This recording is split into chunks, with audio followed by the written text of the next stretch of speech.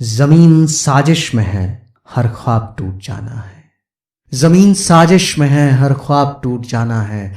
परों को तेज कर लो, आसमां पे घर बनाना है।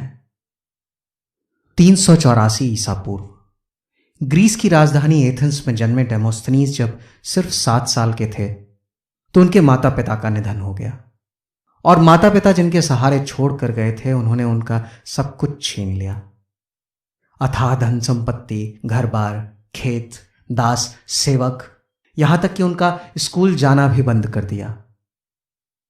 डेमोस्थनीज ने जब आवाज उठानी चाही तो उम्र और आवाज ने साथ नहीं दिया।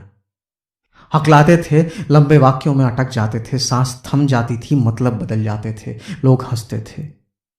एक 7 साल का बच्चा क्या करता, जिसके पास माता नहीं, पिता नहीं, घर नहीं, संपत्ति नहीं, जो अपनी बात नहीं कह सकता लोगों से, क्या करता?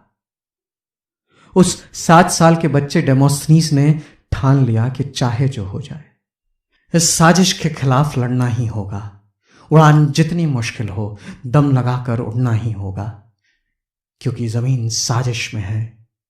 हर ख्वाब टूट जाना है, परों को तेज कर लो, आसमां पे घर बनाना है। डेमोस्थनीज ने अपने आप को समाज से और दुनिया से काट लिया। महीनों के लिए भूमिगत हो गए, सर मुंडवा लिया और दिन रात अभ्यास किया अपनी कमियों पर, अपने मकसद तक बढ़ने के लिए। हकलाकर बोलने की समस्या थी, सो उन्होंने मुंह में पत्थर भरकर घंटों बोलने का अभ्यास किया। बोलते बोलते सांस थम जाती थी, रुक जाती थी, थक जाती थी। इसलिए एक ही स्पीच को कई कई बार लगातार अभ्यास करते थे, जिससे कि सांस टूटने की आदत दम तोड़ दे।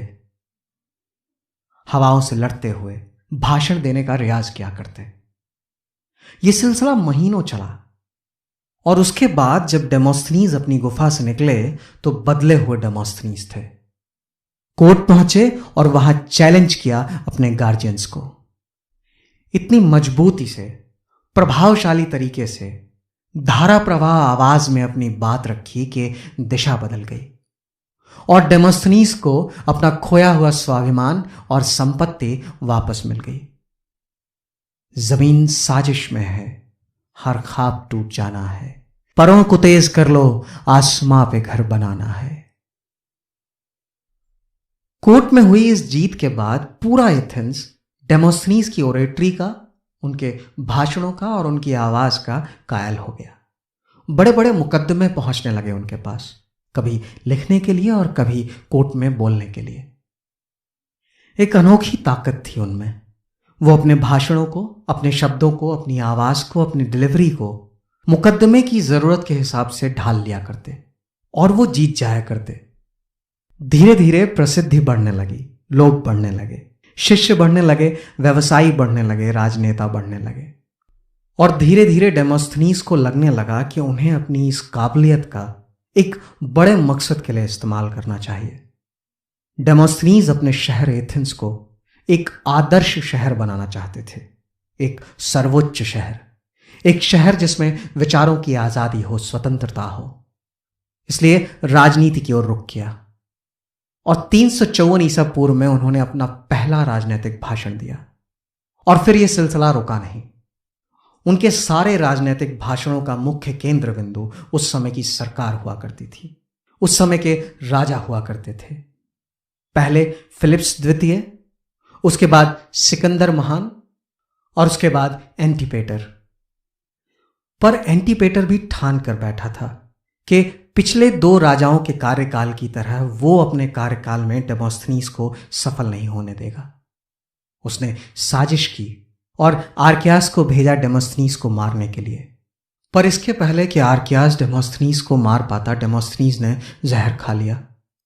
और जब लगा कि अंतिम समय निकट है तो अपने अंतिम शब्द कहे आर्कियास से, आर्कियास तुम स्वतंत्र हो, तुम जब चाहो। तब नाटक एंटीगनी के उस विलेन क्रियॉन का किरदार निभाते हुए मेरे शरीर को बिना दफनाए हुए मिटा सकते हो, पर मुझे भी अपना किरदार निभाना आता है। मैं उठता रहूंगा, आवाज उठाता रहूंगा, कुर्बान होता रहूंगा अपने इस शहर एथेंस के लिए, अपने इस पवित्र मंदिर के लिए जिसको एंटीपेटर और मैकडोनियंस ने अपवित्र कर दिया है। मुझे मेरा किरदार निभाना आता है। मुझे मेरा किरदार निभाना आता है।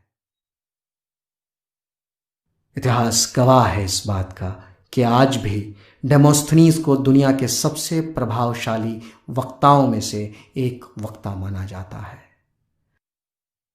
जमीन साजिश में है, हर ख्वाब टूट जाना है, परों को तेज कर लो, आसमां पे घर बनाना है, आसमां पे घर बनाना है।